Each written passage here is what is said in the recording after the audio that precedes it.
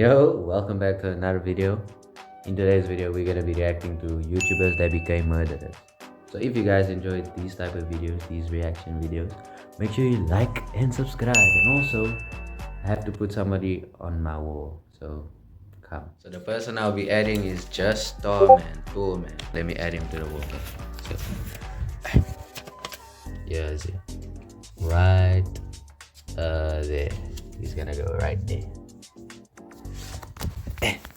So I almost dropped my phone. So if you guys want to be on the wall, make sure you like and subscribe and comment down. Yeah, let's get into the video now.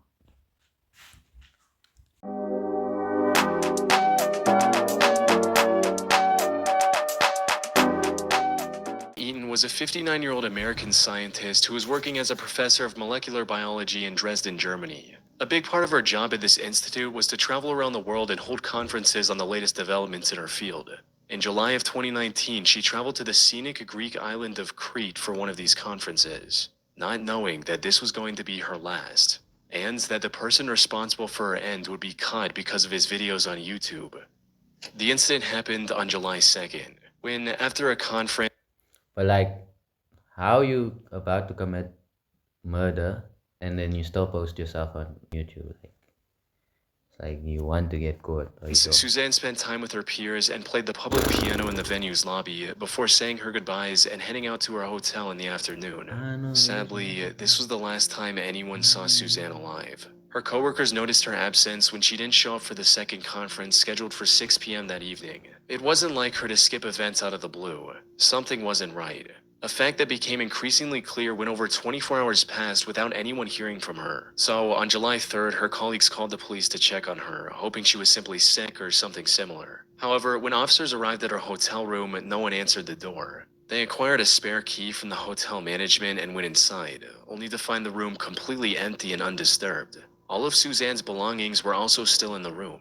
The only things missing were her running shoes and a set of exercise clothes. Those who knew her immediately understood what this meant. You see, in addition to her academic prowess and piano expertise, Suzanne was also an athlete at heart. She was a double black belt in Taekwondo, and despite her age, loved going on a run every day. Knowing this helped investigators narrow down what might have happened to her. Okay, nah. I was gonna say, how you're a black belt in Taekwondo and still like not defend yourself. But I just thought, what if that guy had a gun? Likely went on a run soon after returning to her hotel on July 2nd, and something went wrong after that. She wasn't super familiar with the area, and to make matters worse, the weather was uncomfortably hot that afternoon. There was a strong possibility she collapsed from the heat or something else along those lines. After putting this together, the Crete police immediately dispatched a search and rescue team in the area surrounding her hotel and around popular running trails. Her family even traveled to Crete and put a €50,000 reward for anyone who could help find Suzanne. Unfortunately, Suzanne was nowhere to be found. That is until 5 days later, on July 8th, when two young men were exploring one of the abandoned World War II Nazi bunkers scattered across Crete. Around 200 meters in, one of them noticed a piece of burlap covering something on the ground. They picked it up from one end to see what was underneath. And what they found was the aftermath of one of the most horrific crimes in Crete's recent history. The burlap was covering the bloody remains of Suzanne Eaton. A later autopsy report discovered that Suzanne had several broken ribs, multiple fractures throughout her body, a missing ear, and much, much more. Whatever happened to her certainly was not an accident. The investigators began searching for clues, and fortunately it didn't take long for them to make their first major breakthrough: a set of car tire tracks leading up to the entrance of the bunker. Analyzing these tracks allowed investigators to find the car responsible for transporting Suzanne's remains to that bunker. It belonged to 27-year-old Yanis Paraskakis, a local sheep farmer. But when What's wrong with bro's head though? questioned, Yanis feigned ignorance and claimed that him driving through that area on that day was nothing more than a coincidence. He went as far as to say that he didn't even know about the existence of that bunker, a lie that would eventually lead to his arrest. You see, Yanis had a dream to become a successful YouTuber. He started a channel with his own name in 2012 and began posting videos. However, if you go to his channel today, all you'll find are 3 videos of him performing an ancient Chinese martial art and meditation technique called Qigong. That's because a couple days before Suzanne's body was discovered, Giannis deleted every other video on his channel. And once authorities recovered some of these deleted videos, it became clear why. You see, most of these deleted videos involved Giannis exploring abandoned World War II bunkers, including the one where Suzanne's remains were discovered. This contradiction gave the authorities the go-ahead to formally arrest him on July 15. It also allowed them to investigate him further, and the evidence they discovered was overwhelming. As it turned out, the land where this bunker was located was owned by Giannis's family. Investigators also found traces of Suzanne's blood in his car's trunk. When confronted with this evidence, Giannis cracked and told the whole story. According to him, he saw Suzanne running down the road and something came over him. He hit her with his car twice before putting her in his car, driving to the bunker, and ending her life there. He later changed his story to where he was compelled to commit this crime by a demon. Unfortunately for him, the jury didn't buy this one bit and What? the possibility of parole in 2020. Now, this should have been the end of Giannis's story, but from what I've seen, there's more to his actions than just this one crime he was convicted of. The thing is, Giannis presented his vile act as a crime of opportunity, something he did completely out of nowhere. However, there's evidence to suggest that Giannis might be a full-blown serial killer. For instance, he was apparently detained by the police twice before, once for arson and once for animal cruelty, both of which are well-known early behaviors of serial killers. After his arrest, several other women also came forward, testifying that he had tried to run them over with his car as well in the past. So, Suzanne was more than likely not his first victim. However, the most solid evidence against Giannis is in one of the deleted videos he uploaded to YouTube. In it, we can see him showing some very human-looking bones scattered throughout the same bunker Suzanne was discovered in.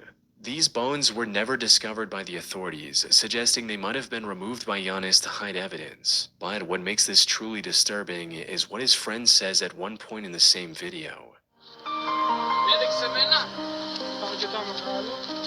This roughly translates into, "Is this where you left that old guy?" Insinuating that Giannis had disposed of one of his previous victims in the same bunker before. And if that is the case, one can only wonder how many other people Giannis has killed over the That's where you years. left that old guy. Is crazy. Simply Manic 6075 was a YouTube channel owned and operated by 24-year-old Samantha Wolford. She lived in the small community of Monticello, Texas with her husband Ernest Lee Ibarra, aka Ernie, and their 5 children. She usually made videos about her day-to-day life and other random topics. Her story began in 2008 when she was at the lowest point of her life. She'd recently become the single mother of a pair of twins and had no love interest in her life. That's when she met Ernie at a local tattoo shop, and the two hit it off right from the get-go, eventually getting in a relationship and starting a family together. In one of her videos, Samantha described the day she met Ernie as the happiest day of her life. Together, they were blessed with 3 more children, including 1 more pair of twins. Raising 5 kids was a challenge, but Ernie made it work by taking a second job in pizza delivery. So, while they had endured tough times together, Samantha, Ernie, and their 5 children appeared to be the perfect loving family. However, while being a stay-at-home mother was all she could do at the time, Samantha still had a dream of becoming a famous actress one day. I've always wanted to be an actress. I think it is so much fun. I've been extras in movies. I've had small parts in like short films. It is so much fun and it is so beautiful. It is one of the most amazing forms of art ever to be able to express yourself that way. I think it's amazing.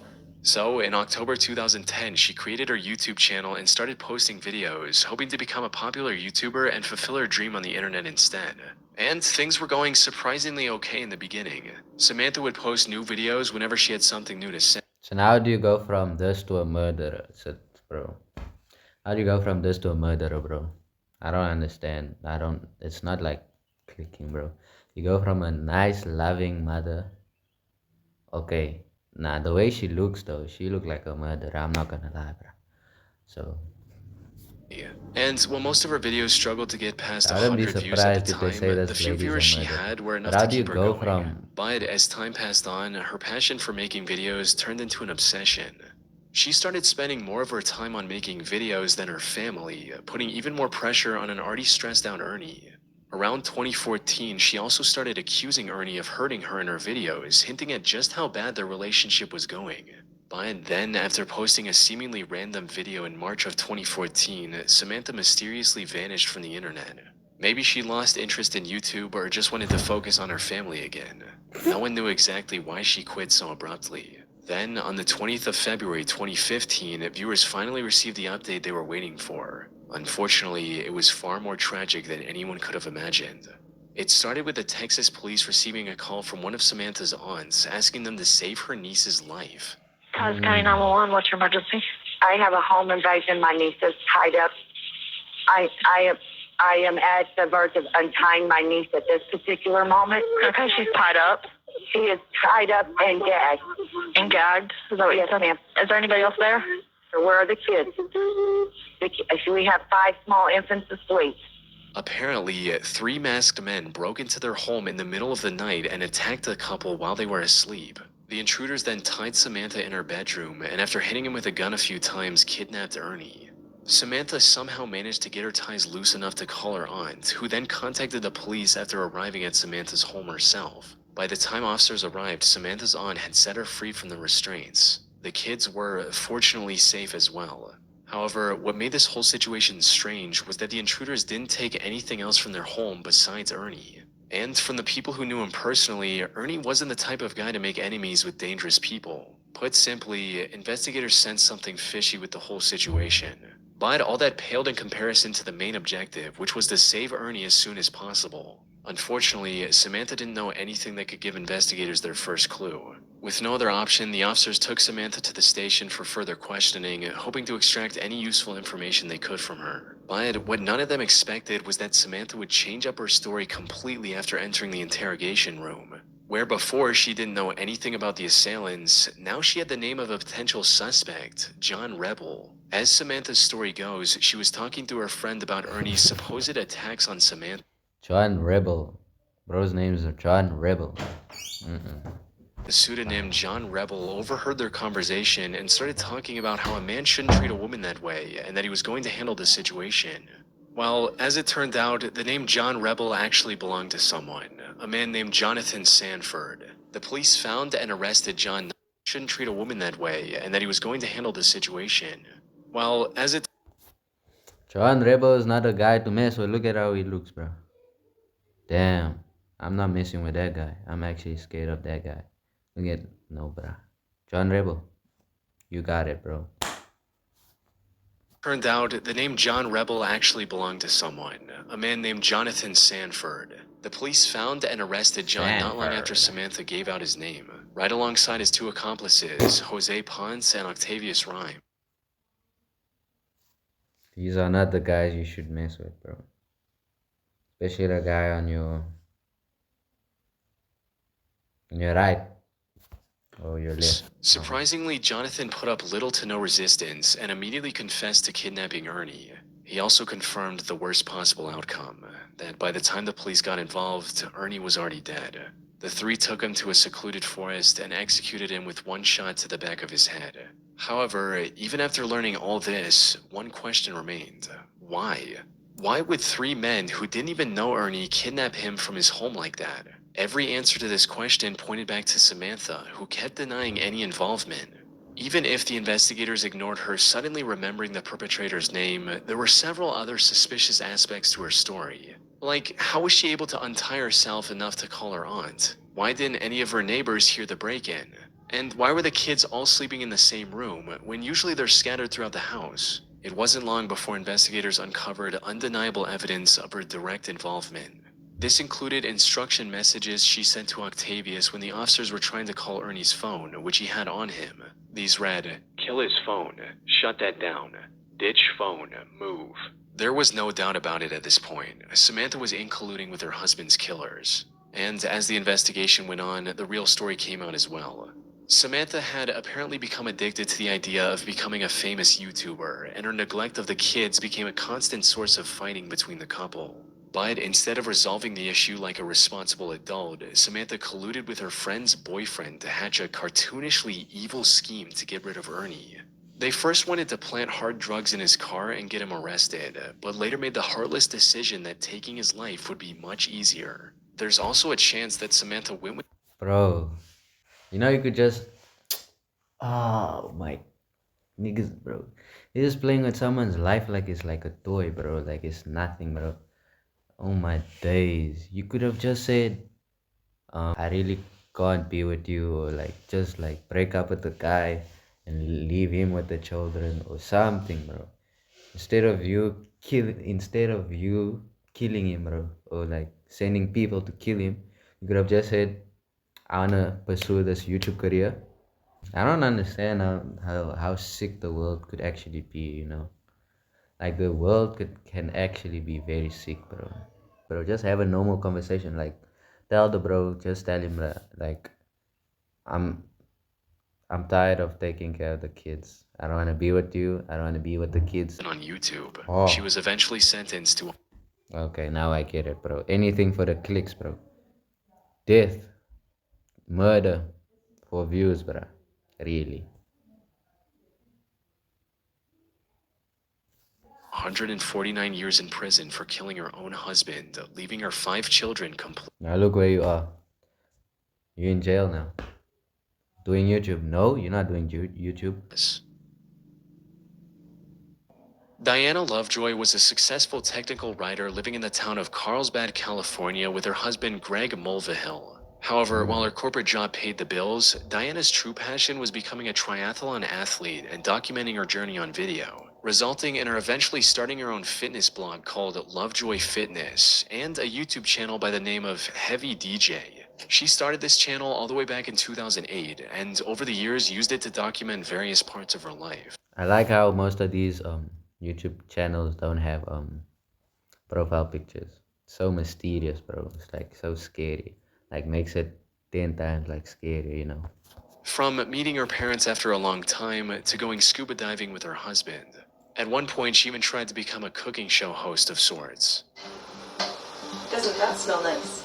Unfortunately, her channel never really took off, forcing her to eventually cut her losses and move on with her life in March of 2012. Or at least that's what it looked like from the outside. In reality, Diana's reason for abandoning her YouTube channel was kind of wholesome.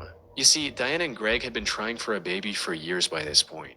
Tragically, Diana had suffered 8 different miscarriages and was quickly losing hope. But then in September of 2012, the two were blessed with a perfectly healthy baby boy, marking an end to their struggle. However, what should have been a moment of celebration started a downward spiral of lies and betrayals, eventually culminating in an assassination attempt. Things started going downhill when just a few months after the birth of their son, Greg lost his job, leaving Diana as the sole breadwinner. The stress of the previous miscarriages, combined with the crushing weight of having to support a family in an extremely expensive city all on her own, spelled disaster for their marriage. It wasn't long before the two were constantly fighting with each other. Things escalated even further on July 9, 2014, when Greg returned home only to see a police officer waiting for him at the door. The officer explained that Greg wasn't allowed to enter his own home because, as it turned out, Diana had accused him of attacking both her and their son. What followed was a nearly 2-year-long divorce mediation, during which the investigators found no evidence supporting Diana's accusations, allowing Greg to get a 50-50 custody of their son. Diana was also ordered to pay $120,000 as a part of their divorce settlement in late 2015. But before the divorce could be finalized, Greg received a phone call from an anonymous number that changed everything. The voice on the other end claimed to be a private investigator Diana had hired recently. And according to this investigator, he already had solid proof of the attack claims Diana had made against Greg. But for some unknown reason, he wanted to help Greg win the case, so he claimed to have left the documents taped to a power pole located on a small hiking trail near Greg's home. Greg naturally... It's a trap. Nigga, don't fall for it, bro. It's a trap, bro. Don't go, bro. It's a trap. You're gonna die. Your wife wants you dead, bro. He just said they divorced. They divorced. He's not with you guys anymore. But she still wants to kill the bro. Like, I don't understand why. Not to be like racist or anything, bro. Most of these weird murder stuff always happens in America. Why? Why do you guys like not like each other? You guys were love partners and now you wanna kill the bro. Doesn't make sense, bro. You guys were in love. You guys were married. You had a child together. And now all of a sudden you wanna kill. To the pole on the night of September 4th, 2016. Sadly, despite his suspicions, he failed to grasp the true intentions of the strangely helpful private detective. Hello, this is 911. Yes. My friend has just been shot. Do you know who shot him? There's a guy lying down like a sniper. A sniper? Did you see him at all? Briefly, we saw the gun, and he shot at us like 6 or 7 times. When Greg reached the pole, a sniper opened fire on him, shooting him clean through the chest. Fortunately, the bullet missed his heart by mere inches, giving him a second chance at life. By the time the police arrived, the shooter had already fled the crime scene. But a quick survey of the area allowed the investigators to uncover a pair of towels the shooter left behind. Running a DNA test on these towels led to a man named Weldon McDavid, Diana's shooting instructor. Weldon tried to deny any involvement at first, but the evidence against him was overwhelming, as after a thorough search, investigators were able to find another set of the same towels at Diana's place as well. They had also received CCTV footage of Diana buying the burner phone Weldon later used to lure Greg into the secluded area. Most importantly, investigators also found the gun Weldon used on Greg, hidden in the rafters of his garage. By this point, it was clear that Diana was the one who wanted to get rid of Greg, likely to avoid paying the divorce settlement and keep full custody of her son. Diana and Weldon were arrested for the attempted assassination on Greg Mulvihill and tried for their crimes in November 2017. Both were found guilty, with Diana sentenced to 26 years to life and Weldon to a harsher 50 years to life. The only silver lining in this entire case is that Greg was able to make a full recovery and is now living with his son. The Gunnar Runar 87 channel on YouTube seems oddly wholesome at first glance. It's owned by an Icelandic boy named Gunnar Runar Sigthorsson. In a half-minute video of him confessing his feelings to the girl he loves. The title translates to English as My Confession to Hildur. In it, he says things like, Hún án efa sérstakasta manneskja sem ég nokkuð tímann hitt. Ég verð svo ótrúlega glaður bara að vera nálægt henni. Það þarf ekki meira. Og þetta ætlað þér því að ég held sig orðin ástfangin með þér.